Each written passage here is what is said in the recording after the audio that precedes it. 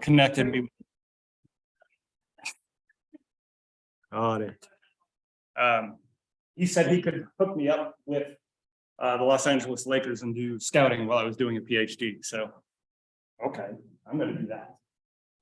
How better to maximize my future than to do as much of all the things I want to do as that. And I did that. When I finished my PhD, I had a choice. I could have been a scout. I could have done traditional scouting stuff. But I had been working not only on my PhD, but also on these crazy math ideas for sports, basketball, using binomial distributions and all these kind of things to apply to basketball. I read so much in various journals about applications to sports of all these different sciences. Nothing was exactly what I wanted. So when I graduated, I'm like, okay, I don't know where this is going to go, but I love basketball, stay in touch with it, but I'm going to get a real job here. And that is what I did. I ended up working as an environmental consultant. And then the web comes about in 1994, 93 or so, and I happen to be on the Stanford campus. And Yahoo's right there. I'm like, oh, I can create a web page. And I start writing about my crazy ideas in basketball. And it turns out to be actually very big. When Yahoo could just like list all the pages on the web, and you're one of the best ones, even though it's like 1,000 pages, like, okay, that's good. I was successful. It was before the word blog existed. That's what I was doing. And it was about this. It was about how you apply math and science to basketball, and how do you use it to win games? How do you use it to evaluate players? And so forth. So let's see how which buttons work on this. Okay. Tell me. So I think you're sharing the wrong screen. You can see it very well here, but not in Zoom. So, not in Zoom? no. Yeah. It says I'm screen sharing. What do I need to do? Stop share? Yeah. Stop share. Maybe you can put just the window. That one. Perfect. Better? Okay. Very good. So I had to throw in my Feynman code here. Sure. That's better? The feedback I'm getting? Yeah, so as I say, I started creating a bunch of things, actually originally here at Caltech. When I was a freshman, in fact, I started really writing going on in basketball games. Uh-oh. Check my audio device. Check my audio devices. I think you have to put on the options. People can hear me? Advanced share.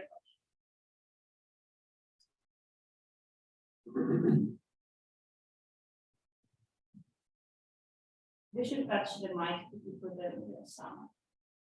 It's all good? We good? Can you hear me? I'm not, everything looks good here. Okay. There's a lot of beeping going on here. People are doing very enthusiastic. Oh, okay. Okay, so that's what's going on.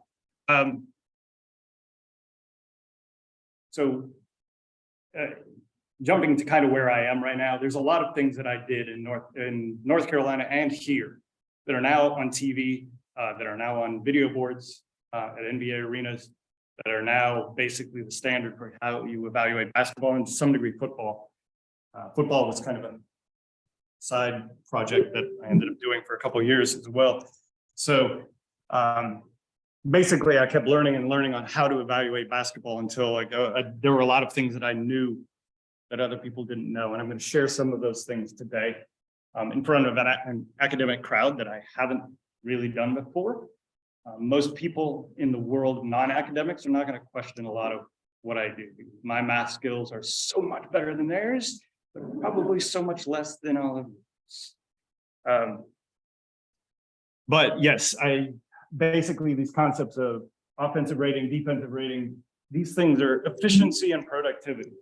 How efficient are you with the ball? How efficient are you at doing what you want to do? How efficient are we at getting the presentation going? Okay. And so I will walk through some of these things, and hopefully we can do it. And hopefully everything is now working. So what I'm going to do is I'm going to start with some of the data analytics, some of the classic data analytics that is now kind of ruling the world. Data analytics is everywhere to some degree. This is just one example of some of the things that I've done, but I think it's probably more interesting. I've chosen examples from what I do in basketball that I think are more relevant kind of outside of basketball. I could talk to you about all the specifics of what I do in basketball for a very long time. I'm trying to highlight those things that I think go beyond it. And this is one of them. For Basketball on Paper was the first book I wrote. I was in the process of writing a second one when I got called to be the coach. And this is talking about one of the chapters that I was going to write. Actually is written, but won't be published until I'm done with this job. And so the question is, how much does motivation matter? Emotion. How much does it affect your performance? Basketball is a great laboratory for actually testing that. In particular, I will talk about, there's something called garbage time. Let me step back. How many people know basketball not very well? Not very well. Okay, okay. The basic concept of basketball in a lot of sports is there's a clock, and you got to score more points than they do within that clock. What happens a lot of times in a basketball game is you have a big lead, but you still got to play the 40 minutes or the 48 minutes that are on the clock. And you have a big lead with those 8 minutes or so left. You put your subs in, you don't play as hard. The game ends up kind of getting a little bit closer a lot of times. This is called garbage time a lot of times because the game is not very competitive at that point. What happens also, so I talked about this with one of the coaches that I used to work with, who was one of those bench guys who would come in to play at the end of those games. He was not very good. Well, obviously he's much better than any of us in this room, but he was not as good as NBA starters. And he hated calling it garbage time. He called it show me time because he had to show the coach that he was worthy of playing in those last few minutes. And so he would come out and play very hard. And sometimes he would be playing against some of those starters who know like, it doesn't matter now. So you have some people playing hard and you have some people not playing hard. And fortunately, we can measure how productive they are in those different times. I'm like, this is much easier than that screen. So this is a big chart, and I know you guys are good with charts. This is the kind of thing I can't necessarily show to some of the people I work with. But what it shows on the x-axis is basically how good typical players are, or how good players are in normal time, competitive. So the farther on the right, the better they are. And then similarly on the y-axis, the farther up you are, the better you are in garbage. And so the red line is basically where you would be if you are the same all of the time. You can see that those good players, they do play worse. And those bad players, they do play better. And kind of in the middle, it's kind of static. And it's, so we can take this and get some average difference between how well people play when they are motivated, like show me guys, and when they are not motivated, like the really good players when the game is over. They have nothing to play for. That number is huge. The impact of motivation on an NBA player is the difference between being a player who's barely in the league and being average. The difference between an average player and a pretty good player. It's not going to make you a superstar if you're suddenly motivated all the time, but it is a huge, huge number. Motivation matters. This is just one example. So a second example comes from a personal experience that I had, much smaller set of data to work with. I was working for the Denver Nuggets at the time, and our best player was Carmelo Anthony. And Carmelo told us in the summer before the 2011 season that he wanted to be traded. He didn't want to play for us anymore. He wanted to play in New York or LA, places where he could make a lot of money. His wife could work there very easily. And so what happens in those situations where a player doesn't want to be there is trade rumors go crazy. There are other teams that are going to plant things. There's actual conversations that go on that say, okay, we want to trade for Carmelo Anthony. And in order to get that done, you have to include other players in those deals. So what happens is every day a new rumor comes out that Carmelo is being traded with J.R. Smith, with Aaron Aflalo, with all our team. And you know what happens when everybody gets mentioned that they're not going to be there tomorrow? They don't want to play. We had problems getting players to practice. We try to have practice. There was one player who was consistently there on a regular basis. And it's actually Aaron Aflalo, the one kind of just right of center here. He was there all the time. What happened, it took several months before we actually pulled off a trade.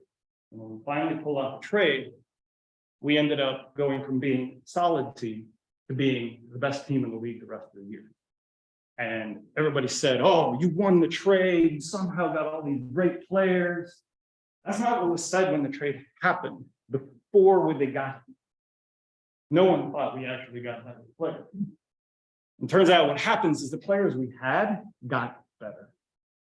They got dramatically better. Actually, they got better by almost the same amount as what you see in the difference between garbage time and normal time. It's a huge difference. Everybody got better. So one other thing that I don't have a slide on, this is just one of those little anecdotes. Working, and we had a player who was playing pretty steady for a long time. And then all of a sudden he picks it up. He's not playing well at all. And I'm studying this using all the numbers I have, and I understand all the symptoms of what's going on. How well is he playing? What's he doing wrong? Is he getting out in transition? Is he defending? Is he not shooting very well? Is he not passing? All sorts of different reasons.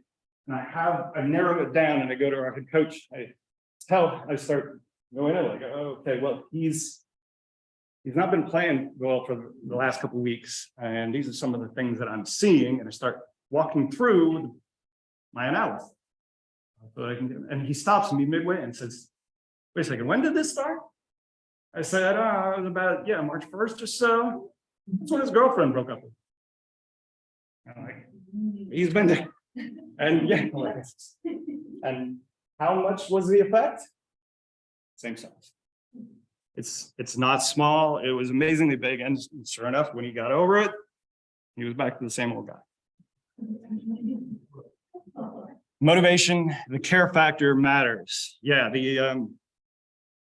so I think I have the numbers up there, 1.5. Yeah, so basically 1.5 net points over the course of a 48-minute game. That doesn't mean a lot to a lot of you, especially around the Japan. That's a big number. And the important thing is actually the next line below, which comes down, if you have 5 players on the floor and they're all not motivated, which presumably they all didn't break up with their girlfriend at the same time, but they're not motivated because of the coach, they're not motivated because of other things that may be happening, that's a huge loss in productivity. That is the difference between the best team and an average team in the NBA. That's the difference between an average team and the worst team in the NBA. That's how much motivation for players in the NBA matters. I don't know if this applies. I don't know how well the magnitude translates to other fields, but seeing this, it mattered hugely. And I feel there are days where we can look at our players and we can tell they're motivated or not motivated and I think about this. And the problem is this study and really would require some sort of hybrid with psychology, that sort of thing. And we do have a team psychologist, and I'm talking to him about these sort of things. How do we fix it? How do we make this better? Because if I can tell you there's a huge effect and he can tell me how to fix it and we can put that together, that's what I want to do. So this is kind of a data analytics study for what I get to do. This is a fun one. This is work over several years, several different case studies, but it was a very good thing to do. Now, as you may notice and probably took for granted, this used a measure of player performance in it, how good players are. When I talk about them being 1.5 points better, implicitly, I have a measure of how good players are. That is not a trivial thing to develop. How well players play in a team situation is not a trivial thing to develop.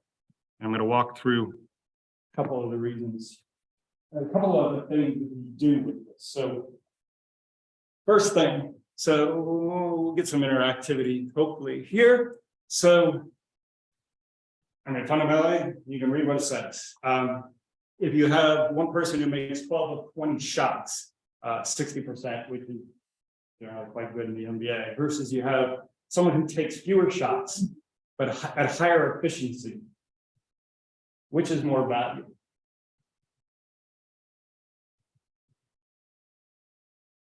Okay, we got someone who's pointing towards the right side, the more efficient. Anybody have any idea? They can, in the chat, we can also reply to one. Well, I can tell you this is a question that we had to slave over for a long time, for sure. In the NBA, I guess the lower probably. My guess is that if the other team, because if you make more shots, even if you don't actually get them in, the other team might think that you're gonna get them in just because you attempted, and maybe that might throw things off in favor of the. On the other hand, though, it could also take the motivation of the person who missed. So I don't know. I didn't get there. No, the point of this one is really about this balance between efficiency and quality. Because the way players have been evaluated in the NBA historically is a lot of volume. How many points you score total? And it's Carmelo Anthony, who we had in Denver, was kind of the poster child for it. He scored a lot of points, but he wasn't the most efficient. And so we had to wrestle with this. And fortunately, there was a very nice theoretical result that I will show you after this. But I will tell you that for each of these questions, except for the last one, the person on the right is more valuable. The last one's about equivalence. But that's only in the NBA. That's not necessarily true at other levels. It's not necessarily true here in 3. It does depend effectively on the market that you have for players and their ability to make shots, as well as actually some ability to get offensive rebounds of these shots. But that factor is fairly small. What's the average efficiency? The average efficiency in the NBA, the average shooting percentage in the NBA is about 54%. So all of these people, actually, yes. So it definitely does. If this were to say, if everybody could shoot 90%, the league average 90%, then the guy on the left is terrible, right? And that is what comes out of the math. In fact, if you do this the right way, you actually get exactly at that. And I think I told Sophia at some point that I wasn't going to do equations, but I did. Because you guys are a tough crowd. And I actually even like, when I put this in the book, it looks very different. It looks actually readable to people who are not us. And so what this basically is, it's showing the value of a player within a team. And their value depends upon the volume of shots, their usage, our term in the NBA, or what percentage of the shots that you take, what percentage of possessions actually that you use. It's not just the shots, it's possessions that you use. times basically this difference between your own individual efficiency and replacement level efficiency. Basically, this market for players that is out there, as well as the overall spread of talent in the league. So the NBA is actually, the spread of talent is not that big because funnel people to the top echelon of the league, and okay, you've gotten rid of the really bad players. High school basketball and third grade basketball, those kind of things, you're going to see a big spread of talent. You're going to see people who are really good, and you're going to see kids who've never laid hands on a basketball. I can tell you, having coached some of that. So implicitly in some of this stuff, a league can change, and the NBA has changed. A lot of leagues have changed. Your replacement level also changes. One of the more interesting things that came out of the derivation of this, it also depends on the number of players you have on the team. So there's 3-man basketball out there now on top of 5-man, which is much more traditional, and replacement level actually changes. If you are on a 3-man basketball club, you can't be just standing in the corner, which there are some guys in the NBA who kind of stand in the corner and they can be valuable. In 3-man basketball, it's much harder to do that. You have to be a little bit more involved. So one of my uses of, I don't know what is that, physics or math or whatever, that I did well after school, coming up with this equation for evaluating productivity. Just like this was embedded in the previous study on care factor, there is something embedded in this that, all right.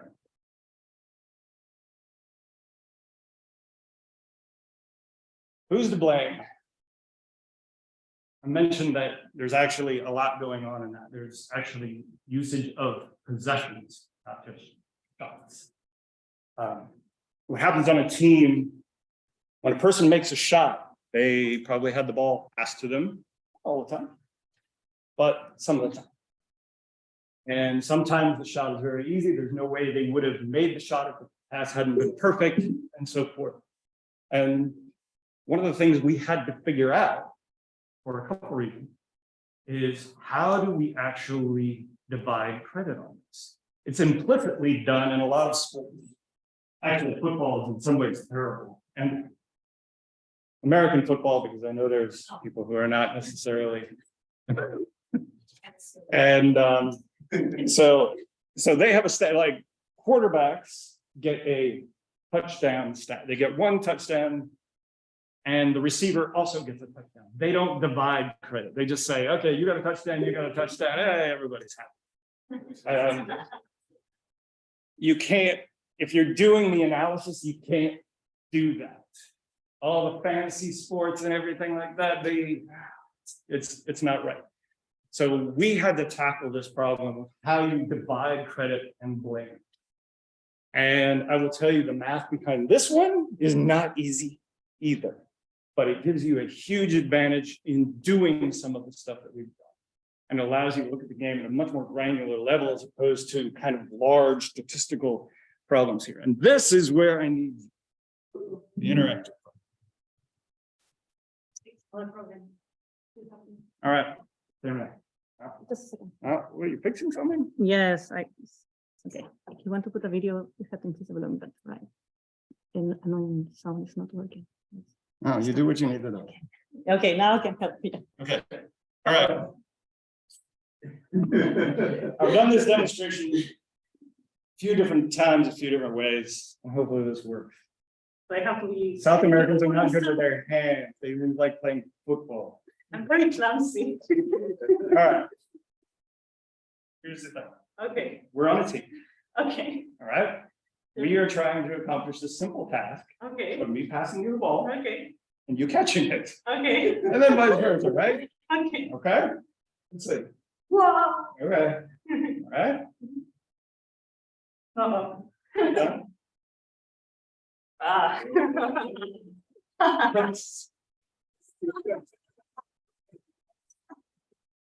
Thank you. You're very good at this. So, division of credit and blame. Who gets credit for this laugh? You popped it over my head. How much credit do I get? How much credit does she get? You get credit. Yeah. Do I get 100%?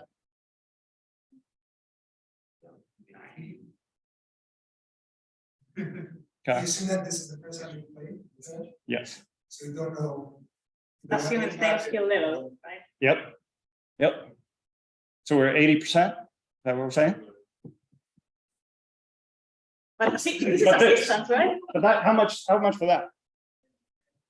50, so it changes, right? And Whoa. I dropped it. How much blame do I get? Is it 100%? Is it 100%? It's very close to 100, I would say, right? Because it's like. What if I had dropped the hard one? How much blame do I get there? What if What?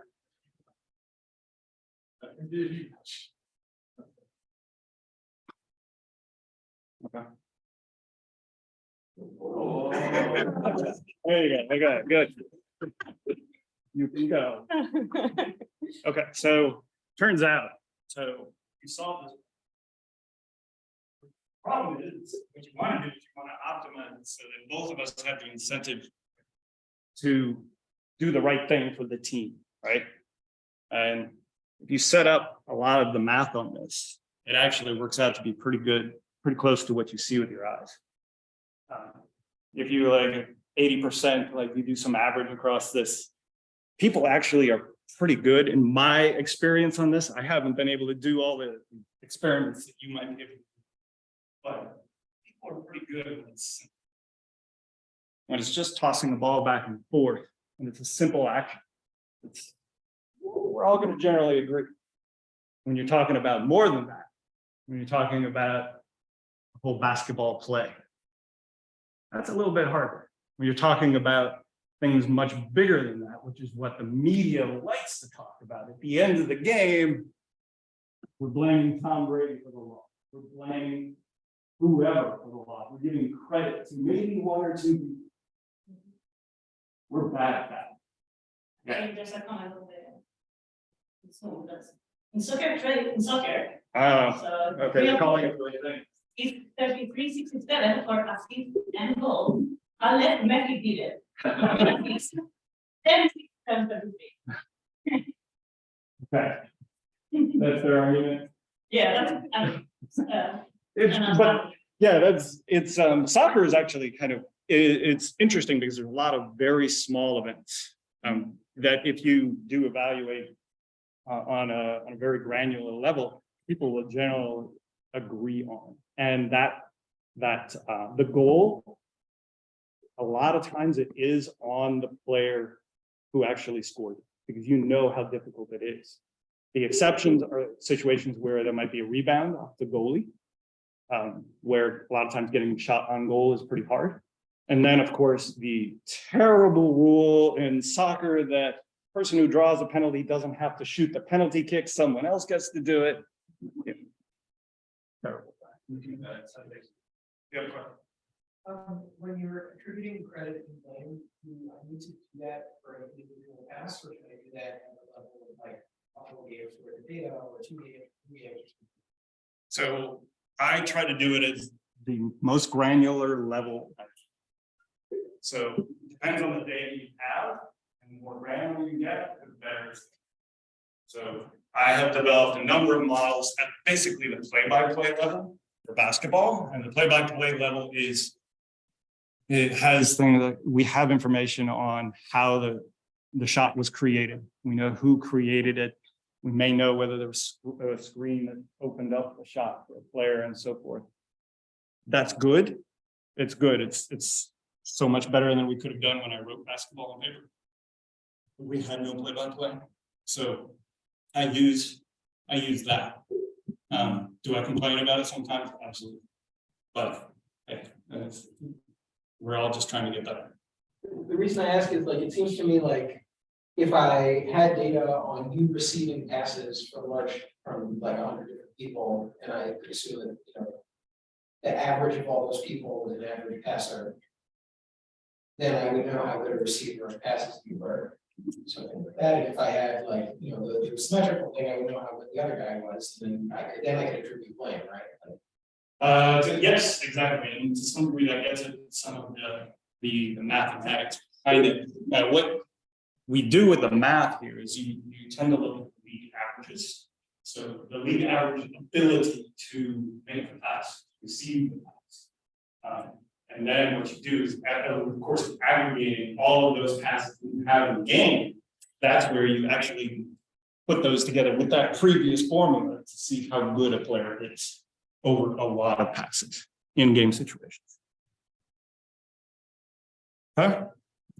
We got a little bit of the, oh yeah, I did throw another equation here. This was exactly, but yeah, the math gets a little funky. And especially when you get to, okay, there's 5 guys on the floor and all this sort of thing. How do you take 2 and scale it up to 5? But hey, again, more evidence that I can still do math. Didn't leave me on when I left Caltech. That's for sure. Okay, how do I apply this? What you are looking at here is basically the score differential for, this was the Dallas Mavericks. I want to say this was November when I decided to throw this together. So, but this could be anything. If you're looking at the win probability for a team or whatever, you will see jumps and everything. And there were 5 guys that basically contributed to this. And how do you divide the credit on all these little jumps and periods of time?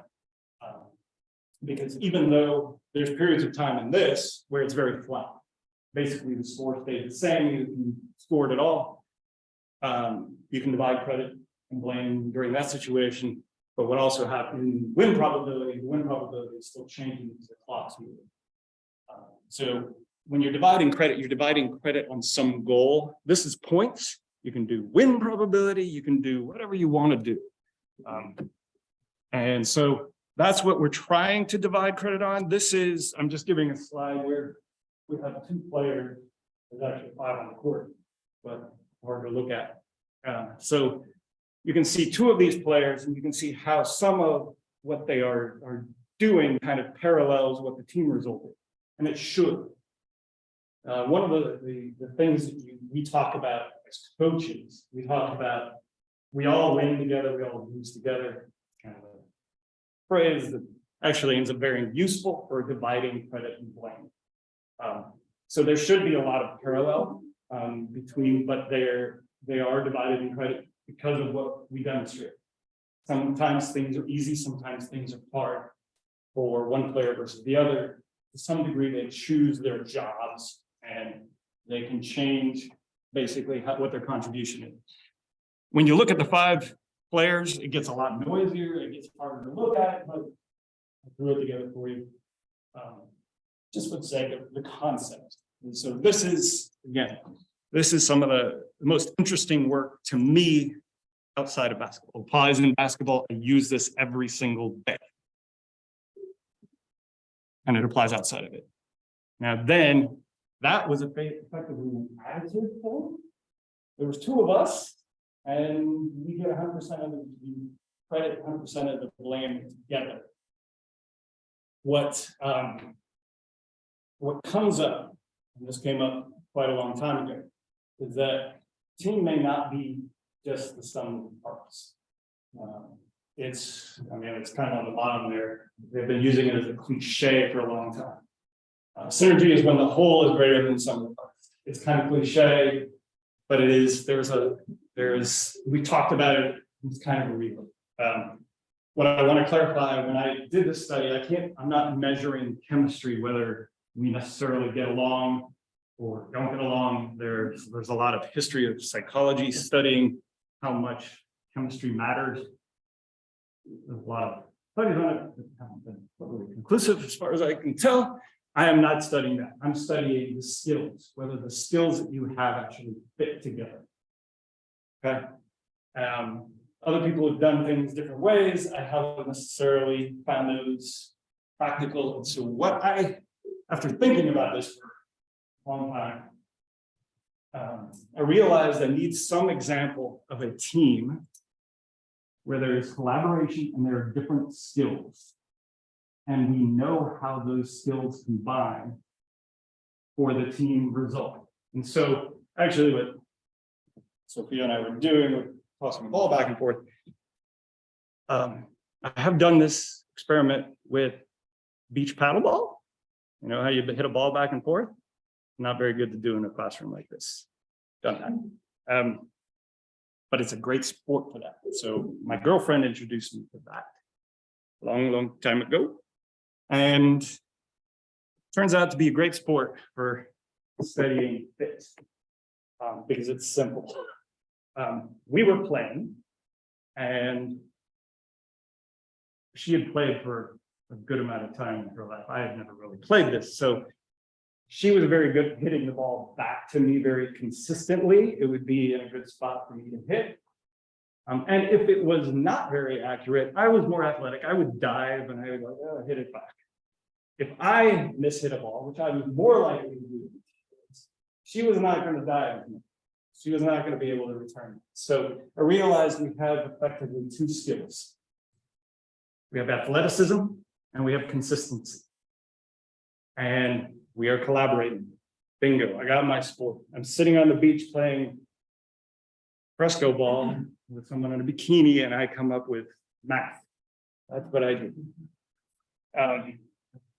So yes, the concept behind it is like, oh, pull out some Markov stuff. And the sweet spot, this area 1 is like, okay, yeah, that's where it's easy to hit it back. You can be under control. 2 is where you really have to dive, be more athletic to get it. And then 3 is out, game over, that kind of thing. We have some constraints so that, yes, it's easier to be good if you are consistent, basically, or if you are in the sweet spot, than if you are in zone 2, the stretch, as I called it, and you can put together, you create all sorts of probabilities, and you simulate a ton of different players, and you can put them together and see what happens. And you get fit. So the first way I wanted to look at it was something that I had heard about from the time I was a kid, and I always believed in, but wasn't sure how to do, and this did it. So this is an example of a good trade with 2 teams. Both teams can actually get better with a simple trade. So what we have here are at the 2 teams. They're in kind of the circles there. It's the combination. You guys know how to read matrices a whole lot better than a lot of people I work with. So we have an athletic, consistent guy with an athletic, inconsistent person. We have a non-athletic and inconsistent person with a non-athletic and consistent person. And I should have come up with shorter names. And so the athletic team is better. Let's start. They are at 6.3. And the non-athletic team, they are at 4.3. These are the average number of hits they have going back and forth, right? So they make the trade. They're trading, you're trading AI for NC, all right? This is much easier to write than to actually say. And so what happens is both teams, the 4.3 team, the non-athletic team gets better. They go up to 4.4. The athletic team with it now has the non-athletic person on it. They go from 6.3 to 6.6. Yay. That's what I wanted to always show. If you can make a trade just for skills, not whether people get along or anything like that, that makes a team better. This is just actually a very specific case of basically the marginal value of players changes in different contexts. But I liked using the whole, like, okay, this is a good trade for both. And so it captured that. It told that story. I did a bunch of different things with it, and I'm going to tell you some of the things that I saw, which are effectively that it matters a lot, and actually, so synergy. What a lot of times happens is you have 2 players who fit well together. Everybody says they're great. It may not actually be the case. It could be that just they fit super well together. Now, this can happen mostly when you have extreme skills. And we'll say that, oh, okay, you're a great player. And to some degree, this question has been raised with the Golden State Warriors, who won numerous titles over the last several years with the same core group of players who fit together. And because they fit together, they've had some of the best teams. And you are unlikely to trade any player because you have really good fit. And what that can lead to also is overpaying. some degree. You end up paying for a lot of that fit benefit. In an actual market, you may have players who would leave. If they left, their value should be a lot less, except for the fact that they can be other general managers, other people who are managing teams may overvalue them because they believe that it's the skill they're seeing, not the fit. And definitely shows up in a lot of these simulations. So this is a lot of the fit. I'm glossing over a lot of the details, but I do want to say, sometimes we talk about matchup advantages. Matchup advantage is kind of the flip side of this, is when you have your team and they have another team, and whether their defenders match up against you is kind of another way of looking at fit. I have not done that full study, that's for sure, but this would, if you could do it with some of these things. So I've kind of gone through some of the more, in my mind, broad things that go beyond basketball. I kind of want to bring things back to what I do. So my job these days is to communicate a lot. I have to communicate to coaches, I have to communicate to players, I have to communicate to management about numbers. Not the easiest thing to do, I will tell you that. There's always a belief that I'm not capturing everything, and I'm a lot of times glad to say that. Like, yeah, I'm not capturing everything. But there are, fortunately, the world has changed since the book Moneyball came out, the movie Moneyball came out. We now have kind of an understanding that stats can help you. But I feel like I spend at least 40% of my time working on how to communicate this stuff. Doesn't mean I actually spend 40% of my time communicating. Feels like a lot less than that. But you spend a lot of time thinking about how to say this to someone so that they can use it, so that that you're not going to get them defensive because it may go against some of what they believe. But it's not what we have to do in academia, right? You don't have to do this very often. To actually really make a team work, to go out there 82 times a year and actually win and communicate some of this stuff, it's hard. Teaching it to people to pass a test, like to regurgitate what you just said, you can do that. Getting them to actually absorb it into how you play the game, that's different. And then kind of last. So I didn't, let's say I was talking about it beforehand, before we started going here. When I came to Caltech, I didn't know what I was going to do. I definitely didn't imagine I was necessarily going to be in basketball. I love what I get to do. The stuff that I get to do is interesting science to me. It gets applied on a regular basis. But it is entertaining. And I will say, yeah, there's times when I think about, am I really doing anything valuable? A win, like, yeah, wins feel great. Championship would feel nice. These are things that you want to get. This is what you want to have. And there are times like, okay, this can go beyond what I do in basketball, but I will say I do feel fortunate. I work for the NBA. The NBA is probably the most progressive league in the US, and probably beyond in many ways, in terms of they are trying to affect the lives of people on a regular basis. Just yesterday, we had someone from the Little Rock Nine. Basically, they were the first Black students who went to a school in Arkansas, and it was just, there was no publicity. It was just, okay, we have an opportunity to hear someone who changed history as a 14-year-old girl. We get to do that. The NBA has done a lot for and some of the vaccine stuff, for standing up for civil rights. So I do get some of that, and I do get to be part of that. And I say my role is weird. I get to apply science, and I get to be part of that. I get to work with a very diverse group of people that doesn't necessarily happen at a university too. So I was glad for the opportunity to come, be back here, do something that, yeah, speaking in front of with a whole bunch of chalkboards. Didn't have to write on this too. But yeah, I was here, I came here when I was 17. It's good to come back. Appreciate it.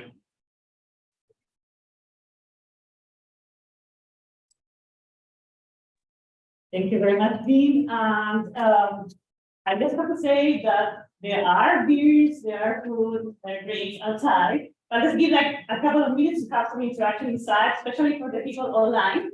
And after that, we can continue the conversation with a lot of alcohol and food.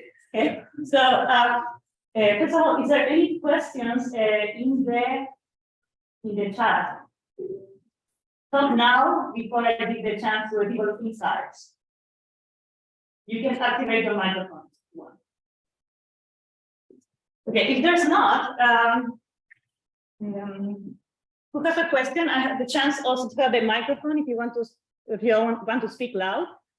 But I think the microphone is good enough for you to hear. So do you have any questions for Dean? Yeah. Okay. For you, what in basketball is easiest to evaluate and what is hardest to evaluate? Like, I don't know, shooting protected, I imagine shooting is hard. It's hard. Shooting is actually hard. Oh, okay. Highly variable, it depends upon defense and everything. The easiest one is something like free throw percentage, where there's no defense. Defense changes a lot. Right? And rebounding is not terrible, even though there's defense. There's a lot of it's more noise than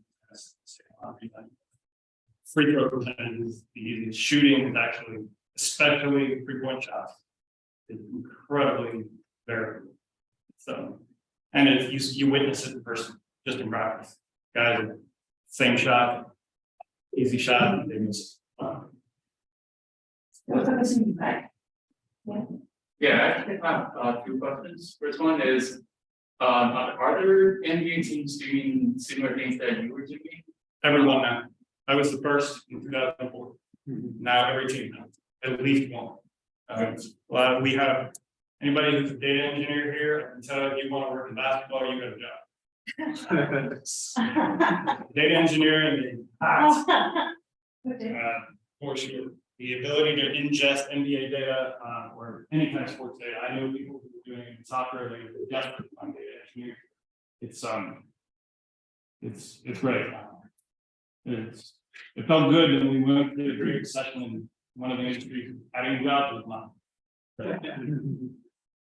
And I have a second question is that, because you talk about soccer and I'm a big soccer fan, and I wonder what's the biggest difference between statistical analysis between these 2 fields in your opinion?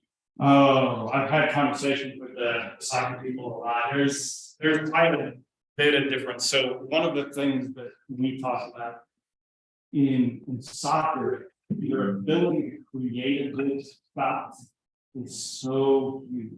That is important. In basketball, it's about making that shot.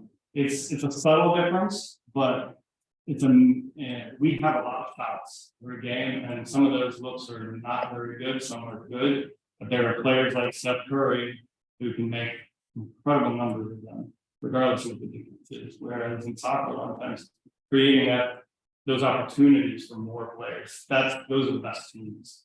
They create a lot. There's a lot more, and we can talk. Oops. Yes, sir. Yeah, thank you so much for your great presentation. So my question was, I guess, a little technical, and that's fine when you had the matrices. I mean, I wasn't entirely sure what I was supposed to be looking for, but I did notice that numbers circled weren't necessarily like the biggest or the smallest, and so what exactly were like, what exactly were we supposed to look for? See this one? Yeah. Yes, very ugly. So, yeah, the top matrix is basically showing what the skills were. These are how I parameterize the model. So those are the ability to hit it from the sweet spot to the sweet spot for the athletic consistent person is 70%. So those are the those are the parameters that I use to set up this game. The outputs are on the bottom, and I didn't explain that very well. When I gave the full version of this talk, I explained it better. And the bottom, that's the team combination and how many expected hits they will have. Does that answer your question? Kind of, yeah, but I mean, I guess why is it those ones that are circled and not like the 8.1 or Because the example that I was looking at here are the two teams that only we're supposed to have like that. Okay, so these are the two original teams Okay, that I was looking at, and they make a trade. So they started off at 6.3 and 4.3. okay, And then after the trade, they go to higher values. So I apologize for not explaining that particularly well. oh, I see. Yeah. Yeah, with the players that you work with, how like, I'm not sure how aware they are of like how deep the hit list go, but like how receptive are they of just more like advanced? It depends, and receptive isn't necessarily a word. Receptive is part of it. There are some players who will take it as gospel. And there are some players who will understand that, okay, there's uncertainty, there's a kind of a guiding thing to it. So it's a combination of all these things that kind of build those relationships with players. Some are, if they're not receptive from the beginning, you have to work a lot harder. And sometimes that's when I'll introduce like, hey, none of this is hard, absolute thing. Sometimes that actually doesn't work. Sometimes the players want you to say that you're 100% sure about something, even though you're not. And to some degree, that's the way coaching has been, is you want to say, like, if you go to this spot, if you drive the middle, you will have someone on the corner who's wide open for a three. And it's not 100% clear, but they kind of want to hear that. So it varies from person to person.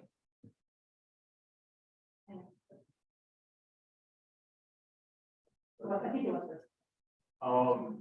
So I know there's like a lot of analytics for like offense and shot percentage, efficiency, that kind of stuff. How much analytics do you A lot. like? Is there not many like metrics based on just the box score for defense? Yeah, you never saw my box score. My box score has, and actually that is one of my pet peeves. When I was at ESPN, for 4 years, and I got there, we need to change the box score. We need to get more defense in it.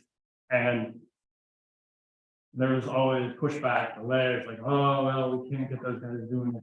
And part of it is, and my proposal, one of the things that I do have on my box score is I have a defensive value. So what I was talking about with regard to player value, there's an offensive value and there's a defensive value. Defensive value is less precise, but it is still pretty good. And just putting that on there would help you, because it summarizes, okay, there's players out there who get beat off the dribble all the time, for instance. Have you seen that stat any place? Not a lot. They have blow bys. It was sometimes like, oh, that's kind of out there. It's okay. They don't put out all the stats that they should. But frankly, defense is a different system than offense. Offense is like in many ways where the ball is and where the ball ends up. That defines a lot of offense. On defense, it's basically, yeah, there's some degree of where the ball is, but you're defending ball, man, and basket. And the ability to cover all that space. So you can put metrics together for all of those. How well do you stay glued to your defender? How well do you protect the rim? How well do you defend the ball? And those metrics are not out there the way they should be.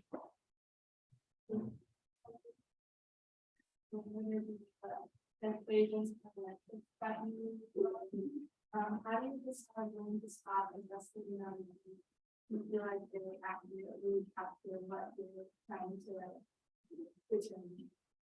Or is it like how like a lot of the times it's like you have the logic approved by your peers and they're like to stop investing in the. I was going to ask you, by the way, guys. I was going to ask how you know that sort of thing, because yeah, I can tell you every time I get to a point like, oh, this is really good now. It doesn't take very long before you find something. Yeah, it's not quite right. Because I have to apply this on a regular basis. Really, what happens is once I get to the season, it's got to be fixed. It's got to be good. I can't make any changes in the season unless it's an emergency. I did have one emergency this season where I fixed an error I put into the code and nothing. But yeah, that's basically the good thing about having a season that is fairly well defined and an off season that's fairly well defined. The off season I've been working, fixing some of those things, making things a little bit better, coming up with new ideas. Thanks. I will ask question number 3, ask, and then you can keep asking questions one with the year. So I will ask them together and you answer the reply. So one is how does TAP-N affect sports and sport analytics, especially? The other one is called new technologies like modern sensors help improve sports. Okay, hot band. For a long time, so there were a number of studies that were done by diversity and Kahneman diversity. They were looking at cognitive bias, and they wrote about this in the book a long time ago. And they generally said that there was no evidence for hot hand, and the way they looked at it is very true. And it's very hard to find in games. But what a hot hand means is basically your marginal ability to make the next shot and change goes up. And in the extreme case, that a lot of people can see, it was like you're guaranteed to make the next shot. Of course, they have. So what is actually the case, based upon the best data we have now, is that there is evidence of a hot hand, but players basically negate it. Because, and you know this happens. So what happens is the guy, okay, next time you come down the court, they're gonna take a harder shot.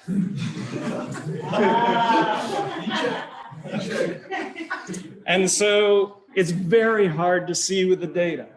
But it's from what we can tell, and there's statistical significance to it, it does exist. And frankly, some of this leads into the second question. The data that we have for doing that study came from a lot of the sensors that we have. That's what the NBA does. They use cameras where all the players are involved. Right now, for the last 10 years or so, we track just the location of the players, not their orientation, not where their arms are, not where they're looking, all of that kind of thing. In the next couple of years, that's changing. We're going to have pretty much full body. We're going to have where their arms are, where their hands are. We're going to a heck of a lot. How we're going to work with that data? I mean, there's a flood of data coming our way, and data engineers have a great project to bring it in. Bigger projects, how to use it. And I've got like a running list of all the things that I want to do with it.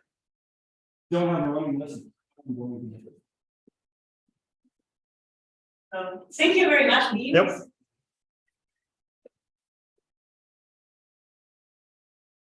It's all right. Yeah.